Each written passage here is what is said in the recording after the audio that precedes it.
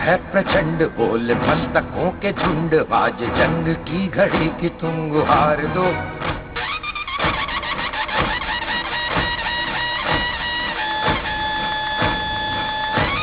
आरंभ है प्रचंड।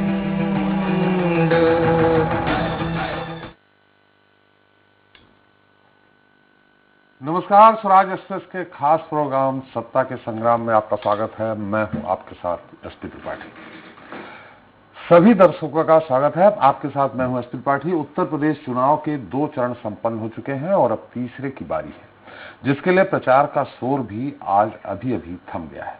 तीसरे चरण का मतदान 20 फरवरी को होगा। यह चरण हर दल के लिए अहम है, क्योंकि इसमें 16 जिलों की 59 सीटों पर मतदान होगा। इसमें जो जितनी ज्यादा सीटें जीतेगा, उसकी सत्ता बनने के समीकरण ज्यादा बनेंगे।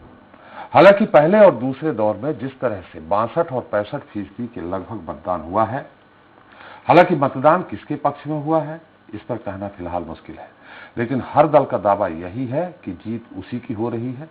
इस चरण में जिन 59 सीटों पर वोटिंग होनी है, पिछली बार इन 59 सीटों में से 49 पर बीजेपी ने कब्जा जमाया था। वहीं इसके पहले के जो 2 राउंड हुए, उसमें भी बीजेपी सपा समेत सभी दलों पर भारी थी। लेकिन अब की बार हर सीट पर समीकरण 2017 के मुकाबले काफी अलग है। उस वक्त मोदी लहर थी और अब का चुनाव ऐसे मुद्दों को लेकर लड़ा जा रहा है जिनका जनता से कोई सीधा सरोकार नहीं है। दिलचस्प बात यह है कि तीसरे चरण से पहले जुबानी जंग भी तेज हो चली है। दिग्गजों ने विरोधियों पर ऐसे पलटवार किए हैं जो हर किसी को हैरान करने वाले थे। 22 के चुनाव को सीएम योगी 80 बनाम 20 का बता रहे हैं, जबकि अखिलेश का कहना है कि इस चुनाव में बीजेपी का सफाया हो जाएगा। वहीं कांग्रेस और बसपा के अपने अपने दावे हैं। खैर, कौन किस पर भारी पड़ेगा, तीसरे चरण का रण कौन जीत रहा है और सबसे अहम करहल की लड़ाई में कौन किसे पटकनी देगा, सत्ता संग्राम में अब बात इसी को लेकर होगी। आज के मुद्दे तीसरे चरण में की बात पर।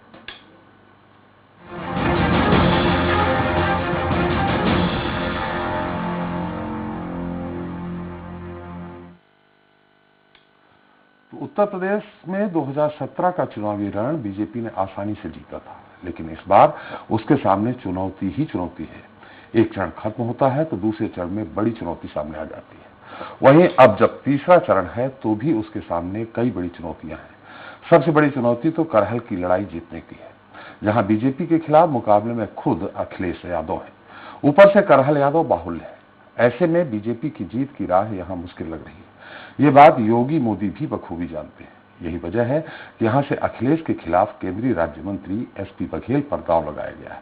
खैर, करहल का किंग कौन होगा, वहीं करहल के अलावा तीसरे चरण में जिन 58 सीटों पर वोटिंग होनी है, वहां मुकाबला कितना दिलचस्प है।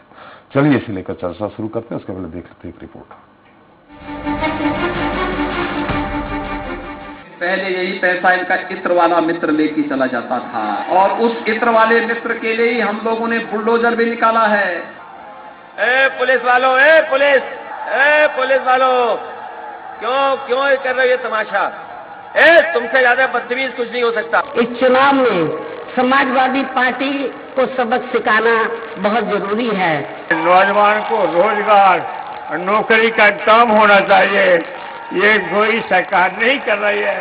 जब सरकार 10 मार्च को बनेगी, होली के बाद भव्य तरीके से धूम धड़ाके के साथ आपकी बुंदेलखंड एक्सप्रेसवे का भी उद्घाटन होगा। उनसे पूछिए कि तुमने 5 सालों में मेरे लिए किया क्या, क्यों दूं अपना कीमती वोट तुमको।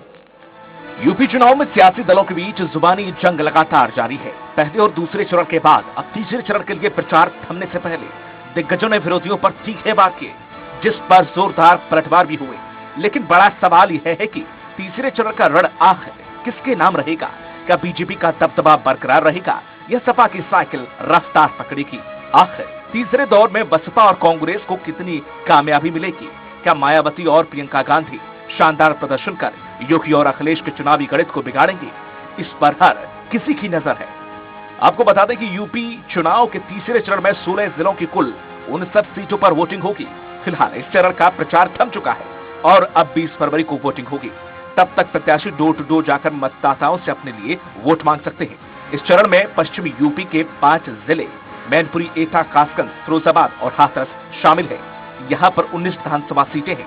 वहीं अवध क्षेत्र में कानपुर, कानपुर देहात, औरैया, फर्रुखाबाद, कन्नौज, इटावा समेत कुल 6 जिले हैं, जिनमें 27 विधानसभा सीटें आती हैं। वहीं बुंदेलखंड में झांसी, महोबा, हमीरपुर, ललितपुर और जालौन जिले में मतदान हो रहा है। बुंदेलखंड के 5 जिलों में 13 विधानसभा सीटें हैं। 59 सीटों वाला तीसरा चरण हर पार्टी के लिए जरूरी है।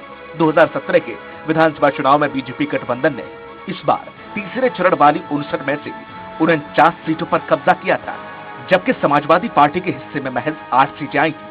तो वहीं कांग्रेस और बसपा को सिर्फ एक सीट से संतुष्टि करनी पड़ी थी, यानी कि पिछली बार बीजेपी का प्रदर्शन शानदार रहा था। लेकिन इस बार जिस तरह से सपा के साथ कांग्रेस और बसपा ताकत झोंक रही है, उसे देखकर लग रहा है कि बीजेपी की तीसरे चरण में राह आसान नहीं है। तीसरे चरण के रण में मैनपुरी जिले की करहल हॉट सीट है। दरअसल यहां से समाजवादी पार्टी के अध्यक्ष अखिलेश यादव चुनावी मैदान में है और बीजेपी ने उनके खिलाफ केंद्रीय राज्य मंत्री एसपी सिंह बघेल को मैदान में उतारा है। करहल में कामयाबी हासिल करने के लिए दोनों दलों ने पूरी ताकत झोंक दी है। अखिलेश के लिए जहां मुलायम सिंह यादव ने खुद प्रचार किया, तो वहीं एसपी सिंह बघेल के लिए केंद्रीय नेताओं के साथ ही सीएम योगी ने रोड शो का माहौल बनाया।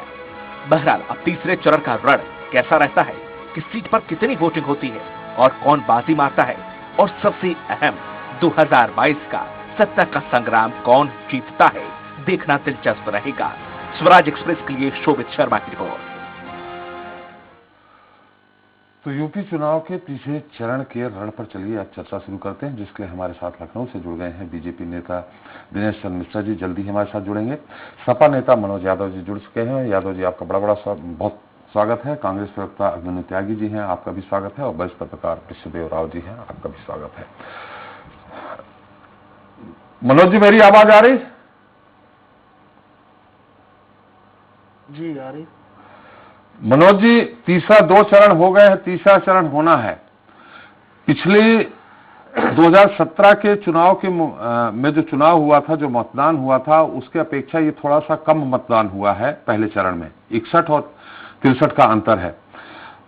और जबकि नए मतदाता निश्चित तौर पे जुड़े ही होंगे, तो ये जो कम मतदान हुआ है वो किस ओर इशारा करता है?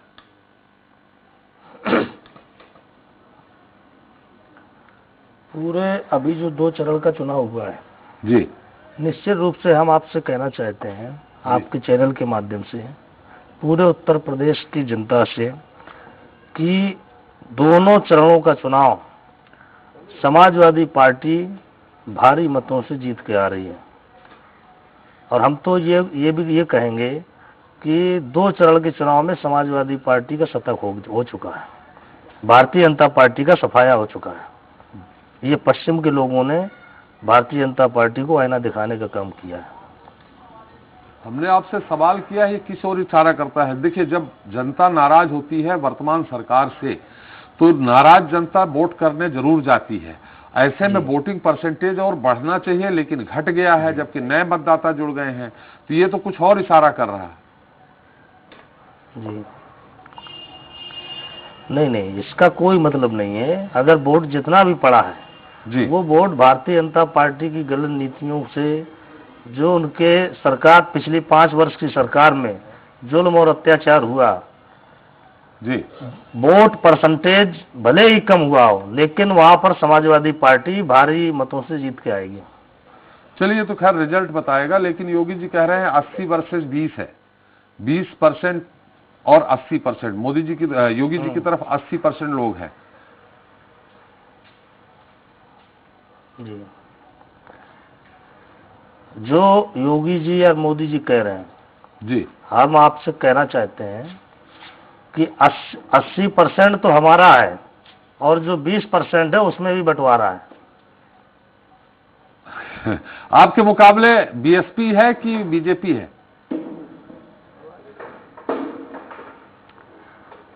हमारे मुकाबला उत्तर प्रदेश में किसी से नहीं है।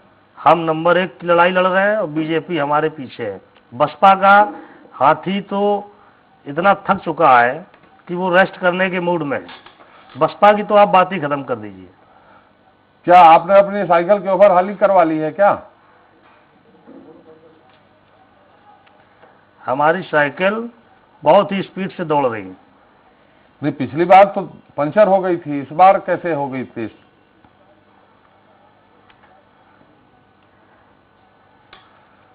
ये भारतीय जनता पार्टी के जो 5 साल में, जी चाहे नौजवान हो, किसान हो, व्यापारी हो, जी चाहे जो वर्ग रहा हो, जी जो भारतीय जनता पार्टी ने अपने संकल्प पत्र में, संकल्प पत्र 2012 के 17 के चुनाव में ये लाए थे, जी उस संकल्प पत्र के एक भी इन्होंने अपना वादा पूरा नहीं किया है और जनता के साथ जुल्म और अत्याचार करने का काम किया।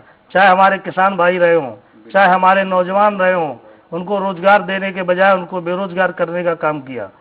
उसी का परिणाम है कि हमारी समाजवादी पार्टी की नीतियों से प्रभावित होकर उत्तर प्रदेश की जनता बहुत ही स्पीड के साथ साइकिल दौड़ाने का काम कर रही है।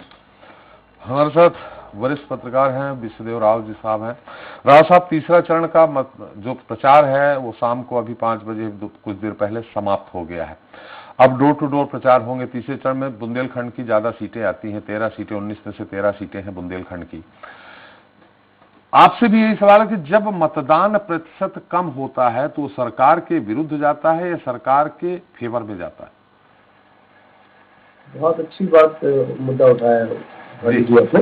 जी मैं भी यही आकलन कर ही रहा था। अब आपने एक सीट का नाम लिया जो आज की डेट में हॉट सीट मानी जा रही है, करहल।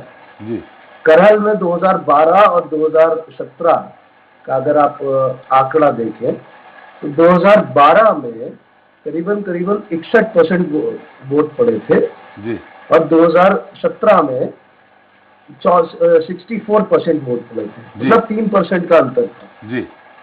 तो सत्ता बदलने के लिए बिल्कुल सीधी सी बात कही जाती है, जो विशेषज्ञ भी कहते हैं आंकड़ों के, कि सत्ता जब बदलती है तो आपको ज्यादा वोटिंग परसेंटाइल होना चाहिए जी। लेकिन यहाँ पर क्या देखा जा रहा है, पहले 2 फेज में तो एक सामान्य मतलब जो 2017 में वोटिंग हुई थी उसी हिसाब से वोटिंग हो रही है, वही पैटर्न आ रहा है जी। भले ही बहुत हम लोग ग्राउंड पे देख रहे हैं, भले ही बहुत तगड़ी लड़ाई चल रही है दोनों पार्टियों के बीच में, और बसपा भी एक बैकग्राउंड में काम कर रही है बहुत मजबूती से, कांग्रेस भी कर रही है, कांग्रेस भी जो कई मुद्दे उठाए हैं उन्होंने, लेकिन आंकड़े इनका सहयोग नहीं कर रहे हैं। जी चलिए हम जी जी बोलिए देव साहब। जहां तक रही बुंदेलखंड की बात, तो बुंदेलखंड में 13 सीटों में ये टोटल जो बेल्ट है, पूरी जो टोटल एरिया है, पिछली बार भाजपा ने प्रचंड बहुमत से जीता था। 2012 की जब बात करें तो सपा ने प्रचंड बहुमत से जीता था। तो कहीं ना कहीं इस पूरे चरण में फाइट सपा और भाजपा के बीच में ही है।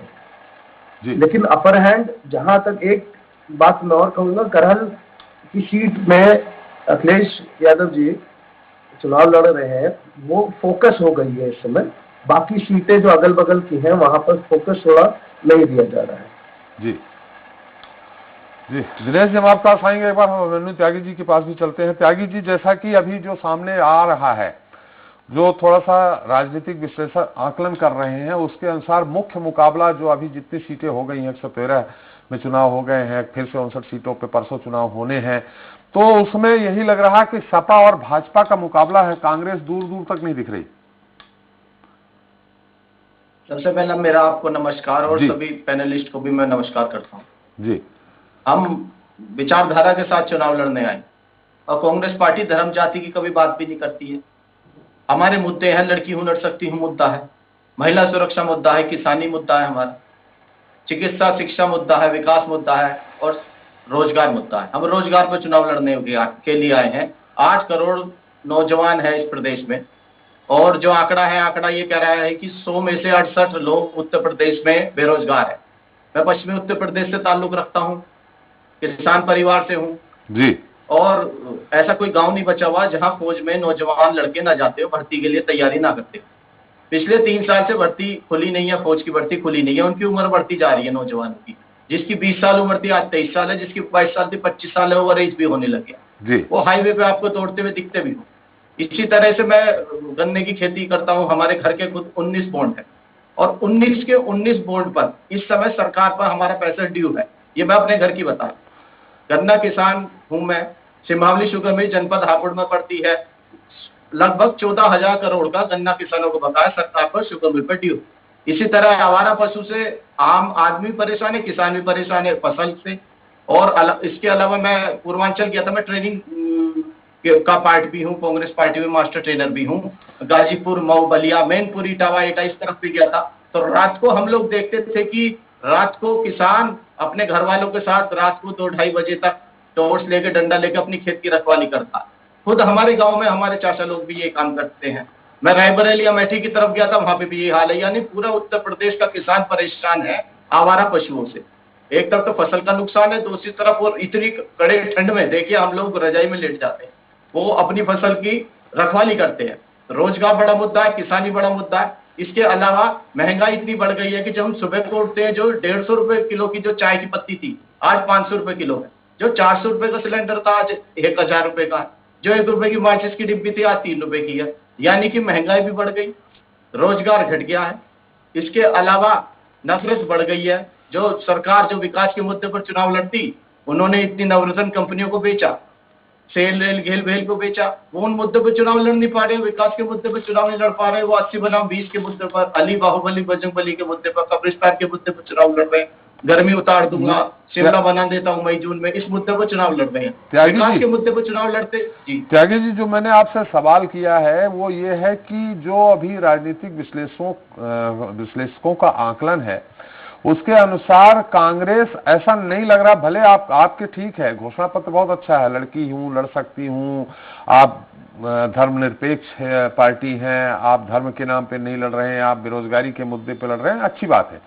लेकिन जो रिजल्ट्स दिख रहे हैं सामने, उसमें मुख्य लड़ाई भाजपा और सपा के बीच में है, कांग्रेस नहीं है। कई जगह कोई त्रिकोणीय स्थिति भी नहीं पैदा कर पा रही है। और आपने कहा फौज की भर्ती नहीं, फौज की भर्ती थोड़ी योगी जी तय करेंगे, तो केंद्र सरकार का। केंद्र में भी यही बैठे हैं। देखिए मैं स्पष्ट बात करता हूं जी, आपने जो बात कही मैं समझ रहा हूं आप क्या बात कहना चाह रहे हैं। देखिए दरअसल क्या है, एक नई कांग्रेस आकर खड़ी हुई है प्रियंका गांधी जी की मेजबानी में। जी, हमारे लिए भी चुनौती है अपना वोट परसेंट बढ़ाने की, अपना रिकॉर्ड बढ़ाने की भी, कि हमारी सीटें निकले। एक बड़ी चुनौती है कि विचारधारा को भी हम लोग आगे लेकर जाएं, क्योंकि 32 साल से हम लोग सत्ता में नहीं है, हमारे पास नेता भी नहीं है, नेताओं की भी कमी है निसंदेह। और उस बीच में हम लोग एक संकल्प लेकर 403 विधानसभा पर लड़ने के लिए आए। आज देखिए जिस तरह भारतीय जनता पार्टी को गठबंधन करना पड़ रहा है, लेकिन हम कहीं विचारधारा के साथ कि हम यही डट के लड़ेंगे। हमें सबसे पहला ये भी संकल्प लेना पड़ा, क्योंकि 32 साल से कभी किसी के साथ गठबंधन, कभी किसी के साथ गठबंधन, प्रयोग होते रहे। उन सब प्रयोग में हमारा जो बेस वोटर था वही चला गया हम लोगों से। तो वो संकल्प हमको लेना, कभी ना कभी तो शुरुआत करनी थी, वो शुरुआत हो गई है। हम लोग चुनावी मैदान में हैं, हम लोग पीड़ित और शोषित की तरफ लगातार लड़ रहे, चाहे लखीमपुर खीरी का कांड रहा हो, चाहे उन्नाव की घटना हुई हो, चाहे हाथरस की दलित समाज की बेटी का बलात्कार का मामला, रात को उसका अंतिम संस्कार किया गया, चाहे सोनभद्र की घटना हो, आदिवासी वाली घटना हो, चाहे CNRC घटना हो, चाहे उन्नाव की घटना, मतलब कोई भी घटना हुई है, वहां कांग्रेस पार्टी में प्रियंका गांधी हर जगह पहुंची है। तो हमने अपना काम किया। अब जनता के हाथ में क्या है, जनता के पाले में है कि वो जो पसंद करेगी भाई उसे हम लोग मानेंगे, मतलब ये कि गठबंधन के चलते जो आपका बेस वोटर था वो हट गया, तो मतलब आप जीतने के नहीं, अपनी जमीन तलाशने के लिए लड़ रहे हैं। देखिए जमीन भी हम तलाश रहे हैं। इसके अलावा हम एक बात कहना चाह रहे हैं कि आज जिस तरह से नेक टू नेक फाइट है जी, बहुत बड़े बड़े विश्लेषक पहली चरण में, दूसरे चरण में ये अंदाजा लगाते रहे कि कितनी सीटें किसके आ रही हैं, पर लगा नहीं पाए। वो इसलिए नहीं लगा पाए कि जाटा वोट किधर जा रहा है, वो विस्तृत हो रहा है, डिवाइड हो रहा है। जहां RLD का सिंबल नहीं है वहां जाट वोट भी जा रहा है। इसके अलावा मैं खुद किसान बिरादरी से हूँ, ये किसान समाज भी इधर उधर जा रहा है, तो अंदाजा लगाना मुश्किल है। ऐसे में ये संभव है कि सत्ता की चाबी कांग्रेस पार्टी के हाथ में भी आ जाए। जब मैंने आप समर्थन विचारधारा वाले दल की सरकार बनने की बात हो, उसको समर्थन की बात हो, तो बड़ा दिन लग के कांग्रेस पार्टी जरूर कहीं ना कहीं आपको दिखेगी कि सत्ता की चाबी कांग्रेस के हाथ में ही है। चलिए दिनेश जी, सत्ता की चाबी कांग्रेस के हाथ में है। मनोज जी, पूरी अभी जो सीटें 113 सीटों पे लगभग चुनाव हुए हैं, वो पूरा उन्होंने सैकड़ा पार कर दिया है। और जिस तरह अगर इसमें सैकड़ा पार कर दिया है तो मुझे लगता है कि 300 पार का नारा उनका बुलंद हो जाएगा। वो जैसा कि त्यागी जी बोल रहे हैं कि कभी गर्मी उतार देंगे, कभी अब 20 बनाम 80, इन मुद्दों पे चुनाव लड़ रहे हैं। विकास का मुद्दा नहीं है, विकास के मुद्दे पे मैं भी आपसे सवाल कर रहा हूं। शुरू में ये हुआ था विकास का मुद्दा, दूसरा कानून व्यवस्था का मुद्दा। चुनाव आते आते कानून व्यवस्था का मुद्दा, जो मैंने भी सतही तौर पे आकलन किया है, लोगों से बात की है, तो कानून व्यवस्था का मुद्दा आपका जरूर जबरदस्त है, लेकिन विकास का मुद्दा उतना तीखा नहीं दिख रहा है जितना दिखना चाहिए। दिनेश जी। जी भैया जी, मेरा सवाल आपने सुना क्या? प्रजातंत्र में सबको कुछ कहने का अधिकार है। कांग्रेस ने अपनी बात की, सपा ने अपनी बात की, बसपा ने अपनी बात की, लेकिन भारतीय जनता पार्टी का कार्यकर्ता, भारतीय जनता पार्टी का संगठन, उसका एक नारा है, सबका साथ, सबका विकास और सबका विश्वास।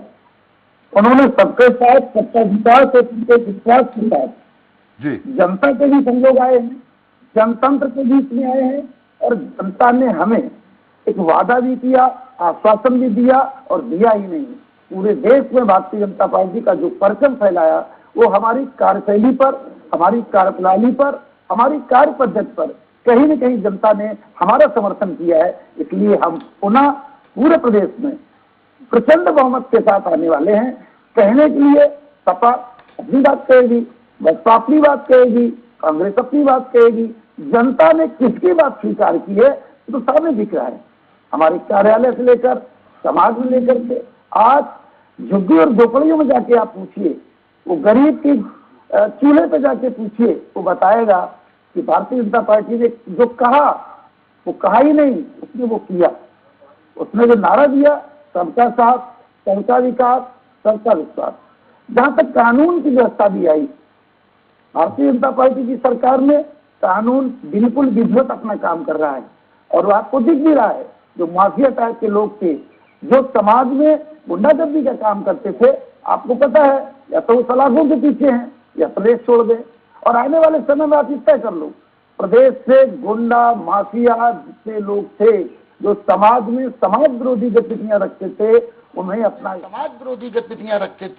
उन्हें अपना स्थान खोजना पड़ रहा है। वो तो पार्टी का नारा देके 15 दिन का समय काट रहे हैं, उन्हें 15 दिन के बाद खेत छोड़ना है। तो अब ये उनका अपना विषय है, वो अपना तय करें। वो कह रहे हैं पूर्ण बहुमत में आ रहे हैं तो आ रहे हैं, लेकिन जनता उन्हें कहाँ भेज रही है? जनतंत्र पर विश्वास करना चाहिए। जनता ने हमें विश्वास दिया। 2017 से हम लगातार विकसित है, हमने विकासशील देशों में अपनी एक गणना कराई है। इसलिए भारतीय जनता पार्टी सबका साथ, सबका विश्वास, सबका विकास, हमारी पार्टी। वही तो दिनेश जी, वही तो बात हो रही है, वही कार्यकर्ताओं में अंतर नहीं समझा दिनेश जी, वही तो बात हो रही है कि सबका साथ, सबका विकास। इस पे चुनाव नहीं हो रहा है। चुनाव एक जाति, धार्मिक और दूसरे मुद्दे पे हो रहा है। 80 बनाम 20 क्या है? बिल्कुल आप बिल्कुल सही कह रहे हैं। अब इससे भी हटके है, हमारी सरकार ने अभी गरीबों को गल्ला दिया। हमने नहीं कहा कि इस्लाम वालों को ना मिले, मुसलमानों को ना मिले, बैकवर्ड को ना मिले, फॉरवर्ड को ना मिले, हमारा कोई सपना नहीं। हमने जो विकास दिया वो गरीब मान के दिया। वो किस जाति का है, किस धर्म का है, किस उसका, हम धर्म और जात पर नहीं चल रहे। हाँ, इतना हो सकता है, ये भारत हिंदुस्तान है, हिंदू देश है, हिंदू राष्ट्र है, सनातनी राष्ट्र है। सनातनी पद्धति को मानने वाले लोग, सनातन को आगे बढ़ाने वाले लोग, भारतीय जनता पार्टी का इतिहास है कि हम अपनी पद्धति को, अपनी संस्कृति को और अपने समाज को और अपने राष्ट्र को आगे ले जाने के लिए जो भी कुर्बानी करनी होगी, भारतीय जनता पार्टी का एक एक कार्यकर्ता, एक एक पदाधिकारी सबका साथ, सबका विश्वास और सबके विकास की चिंता करता है। बिल्कुल सही कहा आपने, विकास की बात कही है। मनोज जी के पास जाएंगे, लेकिन एक सवाल और है हमारा आपसे। जो बुंदेलखंड में जो सबसे विकराल 70 सालों से पानी की समस्या चली आ रही है, कल ही मैंने बुंदेलखंड के 5 जिलों का निरीक्षण किया, गहराई से वहां के राजनीतिक हालातों को जानने का प्रयास किया। आज भी पानी का मुद्दा वहां बरकरार है। हाँ, ये जरूर है कि थोड़ा बहुत शुरुआत हुई है, लेकिन पानी की विकराल समस्या आज भी बनी हुई है बुंदेलखंड में। दिनेश जी। जी, बिल्कुल आपका प्रश्न सही है। बुंदेलखंड पानी की समस्या रही है, लेकिन आपको याद होना चाहिए, केंद्र की सरकार ने, ऑलरेडी मोदी जी ने बुंदेलखंड के लिए जल प्लावन की व्यवस्था के लिए पाइपलाइन की एक योजना लाई है, और वो योजना कार्य भी प्रारंभ हो गया है। चूंकि ये आयोग का मामला था, चुनाव आयोग के कारण काम में कहीं गति रुकी हुई है, लेकिन शायद लंबे से टेंडर भी हो गए हैं और हर घर को टोटी से पानी देने का प्रावधान हमारी केंद्र सरकार ने और राज्य सरकार ने योजना भी बनाई है, आप सबके संज्ञान में होगी। चलिए मनोज जी, सबका साथ सबके विकास के मुद्दे पे दिनेश जी चुनाव लड़ रहे हैं, यानी भाजपा चुनाव लड़ रही है। आप कह रहे हैं आपके पास मतलब किस विजन पे आप बोल रहे हैं कि हम 100 पार कर गए हैं 113 सीटों की उसमें चुनाव में? ऐसा है, जो हमारे भारतीय जनता पार्टी के साथी कह रहे हैं, हो सकता है इनका नारा तो जरूर था कि सबका साथ सबका विकास, लेकिन धरातल पर इनका विकास कहाँ हुआ वो तो आम जनता जानती, पूरा उत्तर प्रदेश जानता है। इन्होंने चाहे वो 69,000 शिक्षक भर्ती का मामला हो, उस पर इन्होंने क्या किया, 18 अभी प्रोफेसरों की भर्ती हुई, उस पर इन्होंने क्या किया, आपसे बेहतर कोई नहीं जान सकता है। और सारे उत्तर प्रदेश के लोग इनका सबका साथ और सबका विकास जरूर देख रहे हैं। अभी इसी जब विकास के मुद्दे पर आप बात कर रहे हैं, पिछले उपचुनाव में यहाँ 2017 के बारे में बताना चाहता हूँ। योगी जी राजपुर सिकंदरा विधानसभा के राजपुर कस्बे में आए हुए थे, उपचुनाव हो रहा था। योगी जी ने कहा था एक हमारे क्षेत्र की जो बहुत महत्वपूर्ण समस्या है, बेमई गांव है, वहां के पुल निर्माण के लिए बोला था कि अगर आप अजीत पाल को यहां से विधायक बनाएंगे तो उस 2 या 3 साल के अंदर हम उस बेमई पुल को पूरा चालू करा देंगे और अपनी सरकार में उद्घाटन करा देंगे। हम अपने भारतीय जनता पार्टी के साथी से पूछना चाहते हैं, क्या वो पुल का उद्घाटन हो गया? आज भी वो पुल अधूरा पड़ा हुआ है। जब इनके मुख्यमंत्री हों या प्रधानमंत्री हों या इनके सांसद हों, विधायक हों, मंत्री हों या इनका कोई कार्यकर्ता हो, भारतीय जनता पार्टी के लोग हमेशा झूठ बोलने का काम करते हैं, जुमला देने का काम करते हैं। और समाजवादी पार्टी हमेशा विकास की राजनीति करती है, हमेशा विकास की राजनीति को लेकर, विकास के मुद्दों को लेकर हम लोग उत्तर प्रदेश के 2022 के चुनाव में हैं। मुझे पूरा विश्वास है विकास उत्तर प्रदेश की जनता को आज याद होगा। ये उत्तर देना है। हाँ, आपके पास आएंगे मनोज जी से एक और सवाल। दिनेश जी आप ही के पास आएंगे, अभी बहुत समय है। मनोज जी, जबकि राजनीतिक प्रेक्षकों या जो सामान्य रूप से उत्तर प्रदेश की राजनीति को जानता है वो यही मानता है कि समाजवादी पार्टी सिर्फ जातीय आधार पे ही खड़ी हुई है। एक मुस्लिम और यादव वोटों का एक गठजोड़ हुआ जिसपे वो तैयार हुई और आगे बढ़ रही है। आप विकास की कैसी बात कर रहे हैं? जी, आज देखिए, जो आप ये कह रहे हैं कि समाजवादी पार्टी जात की राजनीति करती है, आज समाजवादी पार्टी ने वो गुलदस्ता तैयार किया है। समाजवादी पार्टी के साथ आज ओम प्रकाश राजभर जी हमारे साथ आ गए हैं। आदरणीय कृष्णा पटेल जी समाजवादी पार्टी के सहयोग कर रहे हैं। आदरणीय केशव देव मौर्य जी समाजवादी पार्टी का सहयोग कर रहे हैं। डॉक्टर संजय चौहान समाजवादी पार्टी के साथ खड़े हैं। तो यहाँ कहाँ जात पात की बात हो रही है? यही लोग, भारतीय जनता पार्टी के लोग आरोप लगाते हैं कि समाजवादी पार्टी जब भी सत्ता में आती हमेशा जातवाद की बात करते हैं, हिंदू मुसलमान और यादवों की बात करते हैं। हम इनसे पूछना चाहते हैं कि आप बताइए, अभी जो 18 प्रोफेसरों की भर्ती हुई उसमें एक ही जात के 17 प्रोफेसर बनाने का काम भारतीय जनता पार्टी की हुकूमत में हुआ। और एक जो 18वां जो प्रोफेसर हुआ वो एक दूसरे समाज से हुए, लेकिन उसमें कहाँ ओबीसी का इन्होंने आरक्षण दिखाया, कहाँ इन्होंने एससी का आरक्षण दिखाया? अगर दिखाया हो तो आप बता दीजिए। ये लोग सब कहते कुछ हैं, करते कुछ हैं। आज समाजवादी पार्टी इस विजन और विश्वास के साथ उत्तर प्रदेश में चुनाव लड़ रही है। आदरणीय अखिलेश यादव जी ने कहा है कि समाजवादी पार्टी की सरकार बनेगी, उत्तर प्रदेश की जनता को हम 300 यूनिट बिजली फ्री देंगे। हम आपसे, आपके चैनल के माध्यम से कहना चाहते हैं, समाजवादी पार्टी के लोग कभी झूठ बोलने का काम नहीं करते हैं। जो उन्होंने घोषणा पत्र में लिखा है वो 100% पूरे विश्वास के साथ कह रहा हूं कि उसको जमीन बताने का काम अगर कोई करेगा तो समाजवादी लोग करेंगे। पिछले संकल्प पत्र की बात मैं करना चाहता हूं आदरणीय मिश्रा जी से कि एक भी आपके संकल्प पत्र में जो आपने वादे किए हों, एक भी संकल्प पत्र का आप वादा आपने पूरा किया हो तो बता दें। और 2012 और 17 के बीच में समाजवादी पार्टी की सरकार थी। जो घोषणा पत्र में हम लोगों ने रखा था, सारे वादों को पूरा करके जनता के बीच में पहुंचाने का काम किया था। क्या कभी आपने सोचा था, क्या कभी मिश्रा जी से मैं पूछना चाहता हूँ भारतीय जनता पार्टी के लोगों से, जो गांव गरीब किसान के बेटे जो एक लैपटॉप उनके लिए सपना हुआ करता था, उस सपने को साकार करने का काम, जो गरीब आदमी एक मोबाइल नहीं खरीद सकता था, उसको एक बेहतरीन HP कंपनी का लैपटॉप देने का काम उस गरीब और झुग्गी झोपड़ी में पहुंचाने का काम आदरणीय अखिलेश यादव जी ने किया। ये समाजवादी पार्टी का विजन है, ये विकास है। समाजवादी पार्टी इसी विजन और विश्वास के साथ चुनाव लड़ेगी। और मुझे आपने पुल की बात कही, चाहता हूँ कि समाजवादी पार्टी 300 प्लस। जी उसका उत्तर अभी देंगे। जी दिनेश जी, उन्होंने जो पुल के निर्माण की बात कही थी उसका भी उत्तर चाहिए। बाकी उन्होंने हाँ बिल्कुल उस पर मुझे कहना है, मुझे कहना है। बाकी उन्होंने और बहुत सारी बातें कही कि आपने घोषणा पत्र कहा वो बिल्कुल हर व्यक्ति का।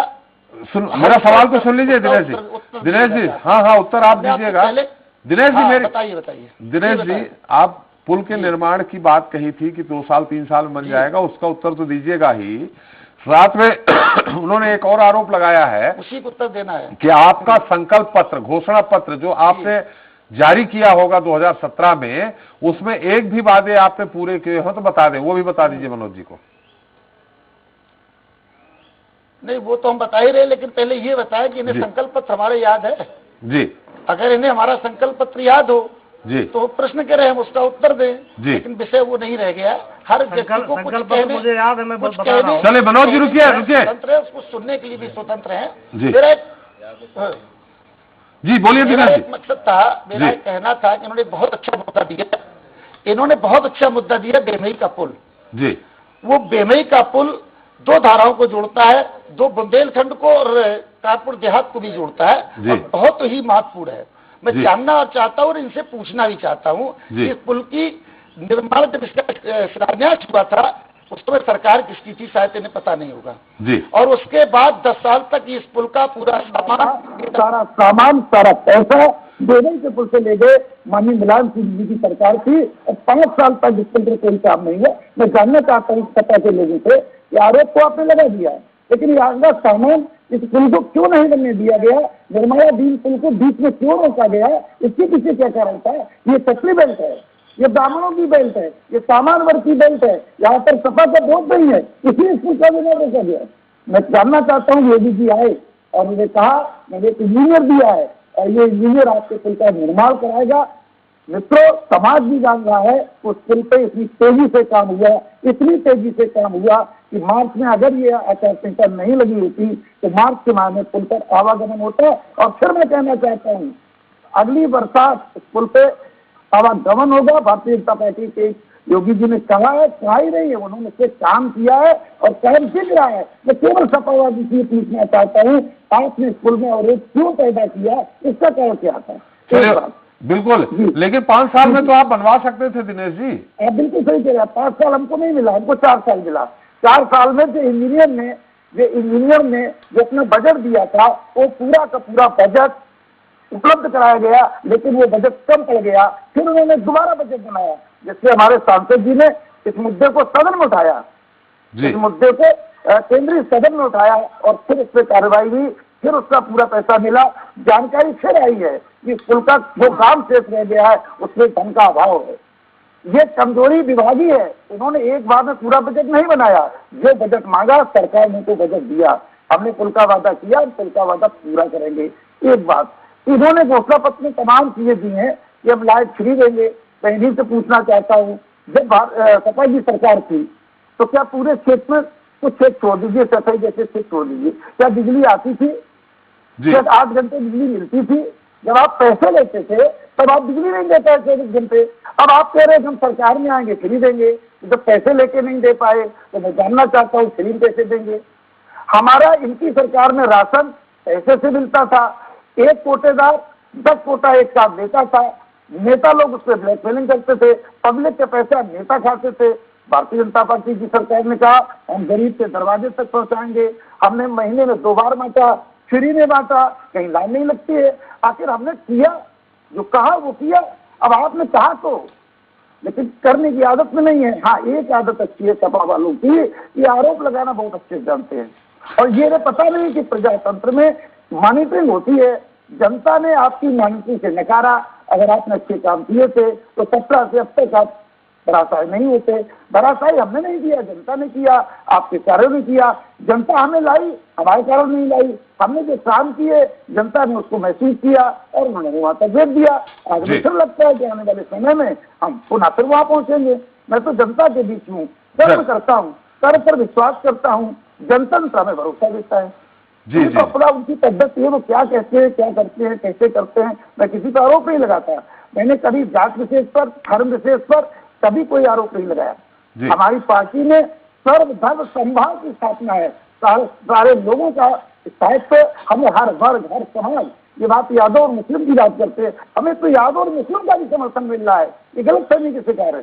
कोई ऐसी जात नहीं है जो भारतीय जनता पार्टी की विचारधारा से न जुड़े और हमें उसका सहयोग न करे। हम सबका धन्यवाद देना चाहते हैं। हर जात वर्ग समाज के लोग मेरे साथ हैं, इसीलिए मैं कहता हूँ कि मेरी सरकार आएगी। चलिए मनोज जी उत्तर दीजिएगा, लेकिन विश्वदेव राव जी से एक बार हम टिप्पणी ले लें।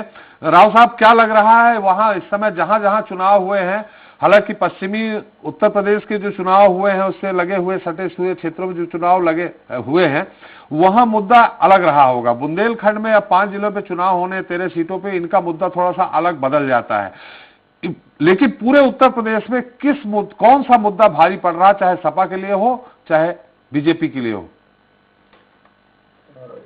पहले तो मैं आप कांग्रेस प्रवक्ता से बोलना चाहूंगा, इन्होंने जो बयान दे दिया है ये बड़ा गंभीर बयान है इनका, कि आज तक यूपी में इनके कोई नेता नहीं थे, 32 साल से सत्ता में जब नहीं थे।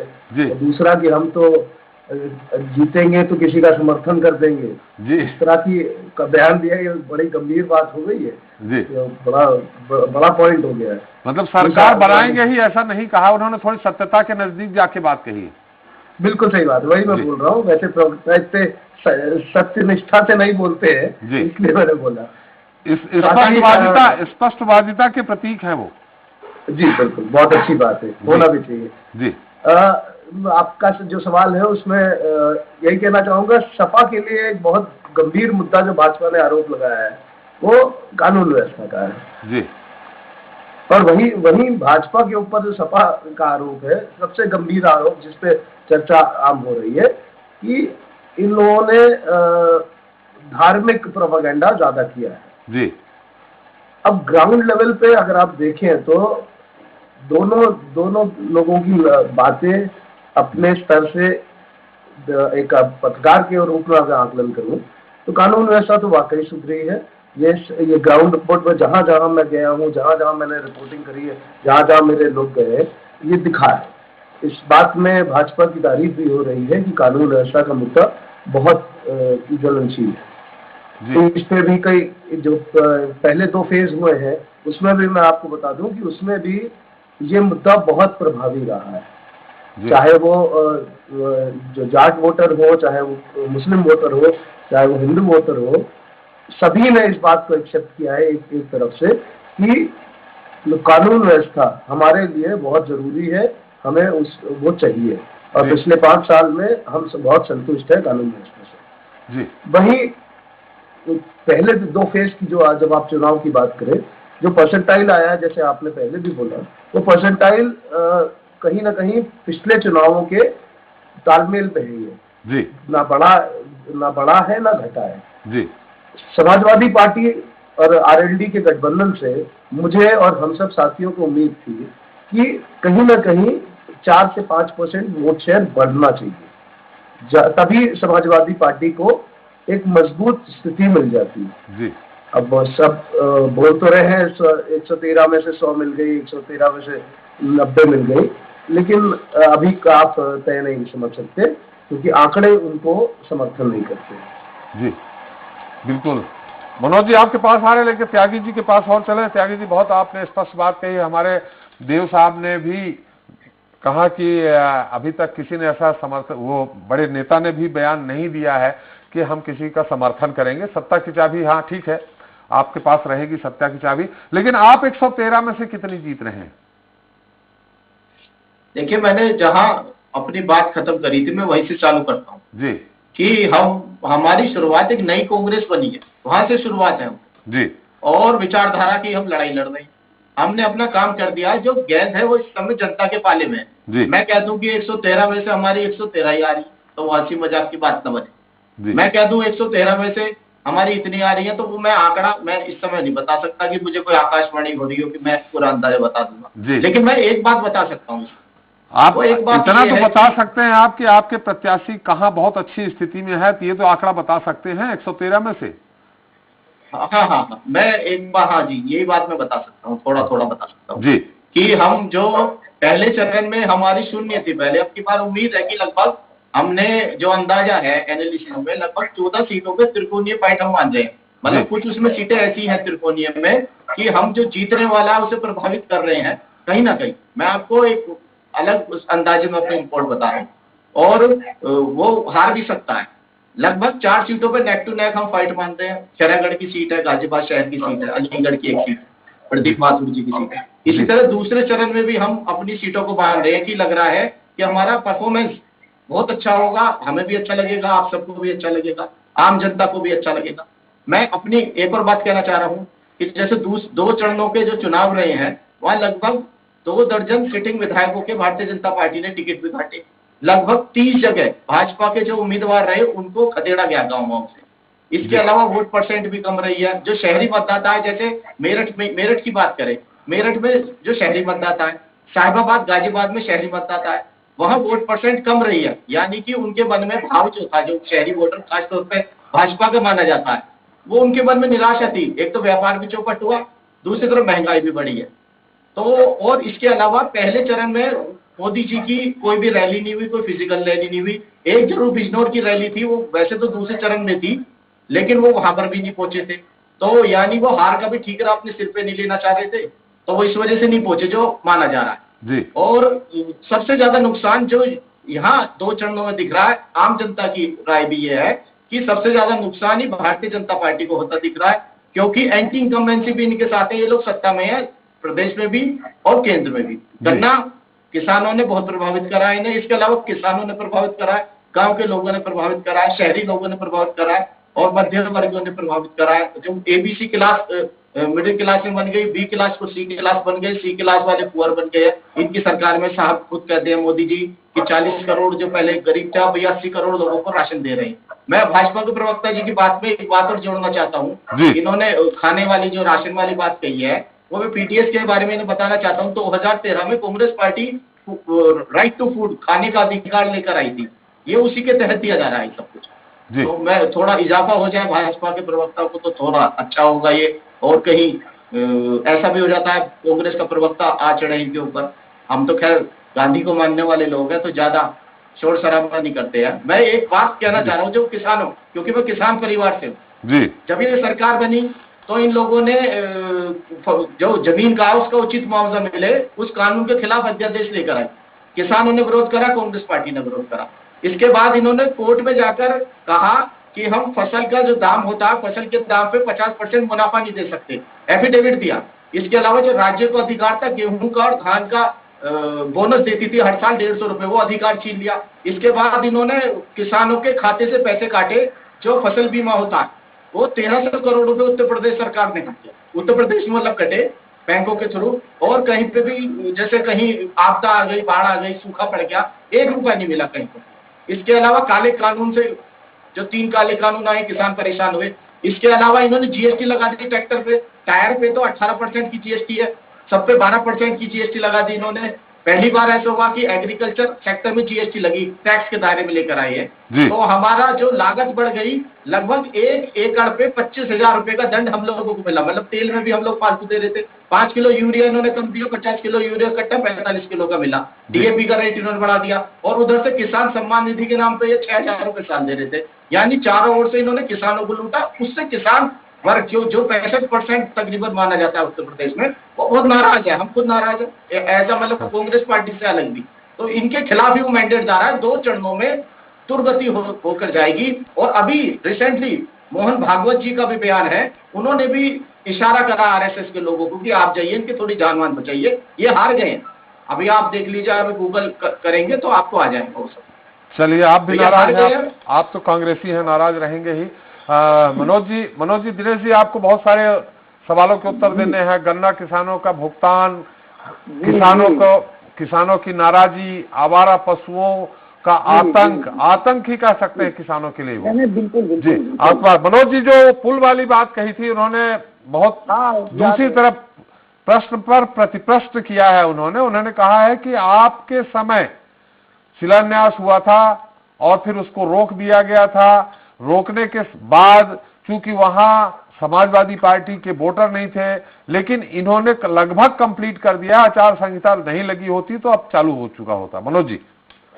जी, सबसे पहले तो हम ये बताना चाहेंगे जी, समाजवादी पार्टी कभी भी एक जात और धर्म की राजनीति नहीं करती। समाजवादी पार्टी सारी जातियों और सारे धर्मों का सम्मान करने का काम करती है। जी, इन्होंने जो आरोप ये लगाया कि उस क्षेत्र में समाजवादी पार्टी का वोटर नहीं, क्षत्रिय और ब्राह्मण। जी, तो हम ये एक सवाल ये और पूछना चाहेंगे कि जब आप 80% काम समाजवादी पार्टी की सरकार में हो गया था उस पुल का, मात्र 20% काम बचा था। आपने 20% काम को 4.5 सालों में पूरा नहीं कर पाए और आप कहते हैं कि हमने उत्तर प्रदेश में बहुत विकास किया। ये तो पुल की बात हो गई। दूसरी बात हम ये कहना चाहेंगे कि जब भारतीय जनता पार्टी इस उत्तर प्रदेश में चुनाव लड़ने गई, उन्होंने एक नारा दिया था, बहुत हुई महंगाई की मार, अब की बार भाजपा सरकार। जी, लेकिन आज महंगाई के चले हैं। जो गैस का सिलेंडर 450 रुपए में मिलता था वो आज 1000 रुपए में मिल रहा है। जो डीजल पेट्रोल की कीमत इस देश और प्रदेश में 70 रुपए 75 रुपए हुआ करती थी, वो सैकड़ा पार कर गई। वही हाल डीजल का है। किसानों को खाद उपलब्ध नहीं करा पाए। किसानों का जो 3 काले कानून ये लोग लाए थे, अगर अच्छे थे वो कानून, जिससे देश का, हमारे देश के अन्नदाता वहाँ सड़कों पर पूरे सर्दी के समय में उन्होंने आंदोलन और संघर्ष करने का काम किया। इस देश का 700 के ऊपर हमारे अन्नदाता उस आंदोलन में शहीद भी हुए। उसके बावजूद जब इनको लगा कि उत्तर प्रदेश का चुनाव आ रहा है और हमारे खिलाफ हवा है, तब इन्होंने उस काले कानूनों को वापस लिया। हम भारतीय जनता पार्टी के साथियों से पूछना चाहते हैं कि अगर वो काले कानून अच्छे थे तो मोदी जी लाए क्यों? अगर अच्छे नहीं थे, समझा नहीं पाए हो मोदी जी, समझा नहीं पाए हो कहते हैं। दूसरी बात यह है कि इन्होंने इनके गृह राज्य मंत्री, उनके बेटे ने किसानों के ऊपर कार चढ़ाकर उनको रोकने का काम किया जी, और ये कहते हैं कि हमारे भारतीय जनता पार्टी की सरकार में अपराधी की कोई जगह नहीं है, अत्याचारी का कोई जगह नहीं है। अगर यही हाल है, यही सबका साथ सबका विकास है, तो उनके गृह राज्य मंत्री का इस्तीफा क्यों नहीं लिया गया? और दूसरी बात, इन्होंने जो अभी कहा कि बिजली की बात, कि जो हम समाजवादी पार्टी की सरकार होती थी बिजली नहीं आती थी जी, तो हम इनको बताना चाहते हैं पूरे 5 साल में समाजवादी पार्टी ने जो बिजली कारखाना लगाने के लिए उत्तर प्रदेश में काम किया, उसी का नतीजा है कि आज बिजली मिल रही है। और एक भी कारखाना इनके पूरे 5 वर्षों में अगर एक भी कारखाना बिजली के लिए लगाया गया हो, एक भी कोई सब स्टेशन बनाया गया हो, तो हमें बता दें। वो कारखाने लगाने का काम हम समाजवादी पार्टी के राष्ट्रीय अध्यक्ष आदरणीय अखिलेश यादव जी ने किया। और उस समय हमारी सरकार, जनता ने सरकार 17 में हमें एक उत्तर प्रदेश की गद्दी हटा दिया। तो जब ये मुख्यमंत्री हो गए तो अब ये कहने लगे वो कारखाने हमने लगाए, उसका उद्घाटन हमने किया। इन्होंने तो हमेशा उद्घाटन किया, शिलान्यास किया। मेट्रो के लिए भी योगी जी ने कहा कि ये मेट्रो जो लखनऊ में चल रही है ये भारतीय जनता पार्टी की देन है, जबकि उसका उद्घाटन आदरणीय अखिलेश यादव जी ने किया था। मनोज जी आपने कहा बिजली कारखाने, मनोज जी आपने कहा बिजली कारखाने, कितने पावर स्टेशन बनाने की आपने नींव रखी थी? जी, कितने पावर स्टेशन बनाने की नींव रखी थी जो आप बता रहे बिजली उत्पादन की? बिजली उत्पादन के लिए जितना काम समाजवादी सरकार में हुआ इतना किसी सरकारों में काम नहीं हुआ। चाहे आपका घाटमपुर में ये सचेंडी का प्लांट हो, वो भारतीय जनता पार्टी की सरकार में बंद पड़ा हुआ है। चाहे इतने प्लांट हो, लेकिन जितने प्लांट हम समाजवादी सरकार में चालू हुए थे वही चल रहे हैं, उसके अलावा नया इन्होंने कुछ नहीं किया। चलिए दिनेश जी आप उत्तर दे दीजिए, बहुत सारी बातें हैं। भाई नहीं, बहुत अच्छे, क्योंकि मनोज ने अपने तमाम विषय रखने का अपना एक दायित्व और अधिकार भी है। जहाँ तक इन्होंने पुल वाला विषय अपना रखा तो मैंने पहले ही बता दिया कि जो आपका 80% आपने कर लिया था, तो 20% क्यों छोड़ दिया?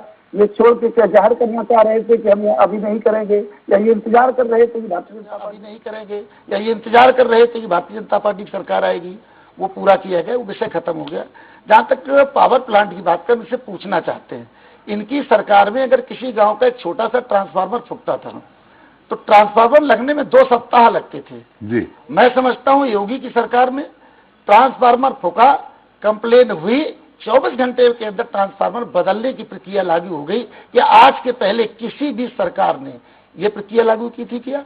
नहीं की थी। ये केवल और केवल भारतीय जनता पार्टी की सरकार ने की। इतना ही नहीं, भारतीय जनता पार्टी सरकार ने एक बहुत बड़ा प्रोजेक्ट दिया कि किसान रात में पानी लगाता है, अंधेरी रात में पानी लगाए, बिजली अधिकांश रात में मिलती थी। उन्होंने कहा सुबह 5 बजे से शाम 8 बजे तक किसान पानी लगाएगा। इसके लिए अलग से लाइन बिछाने का प्रोजेक्ट दे दिया, उसमें काम भी हो रहा है। ये किसानों के लिए काम हो रहा है।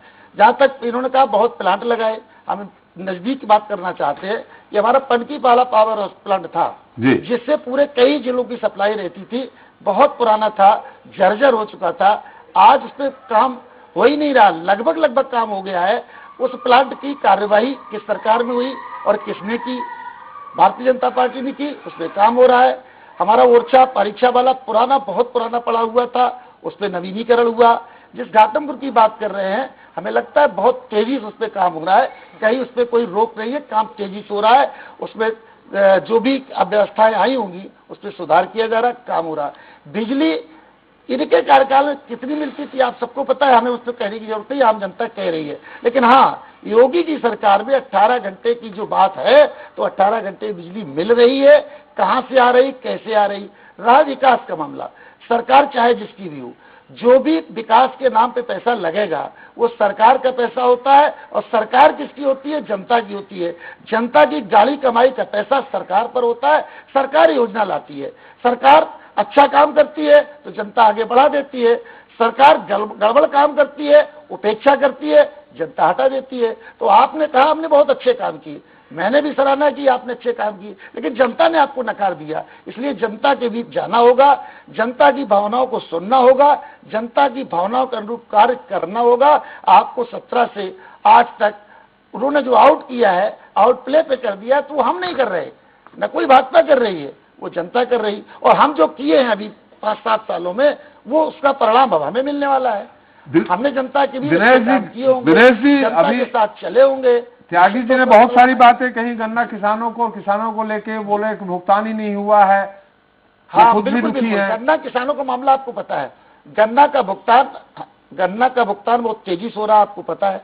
गन्ना का जो मूल्य दर पहले थी उसमें किसानों के लिए बढ़ाया गया है, ये भी आपको पता है। एक विषय और आया था अभी, आवारा पशुओं वाला जी।